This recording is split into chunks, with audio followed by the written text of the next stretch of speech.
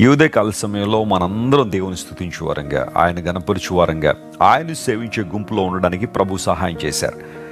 నా ప్రాణమా యెహోవాను సన్నుతించు, ఆయన చేసిన ఉపకారముల్లో దేనిని మర్చిపోవద్దని కీర్తనకారుడు తన ప్రాణంతో చెప్పుకున్నట్టుగా, ప్రతిరోజు మన ఉదయాన్నే లేచిన తర్వాత ప్రభు మన జీవితంలో చేసిన మేళ్లను, ఉపకారాలను తలంచుకుని ఆయన స్తుతించడం ఎంతైనా శ్రేయస్కరం.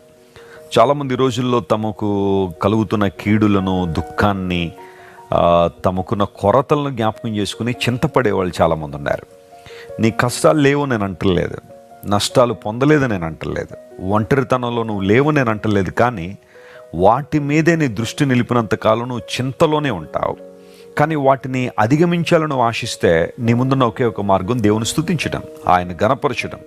ఇంతవరకు దేవుడు నీ జీవితంలో చేసిన మేళ్లను తలంచుకుని మనస్ఫూర్తిగా నువ్వు దేవుని స్తుతించగలిగితే అంతకన్నా ఆధిక్యత మరొకటి లేదు.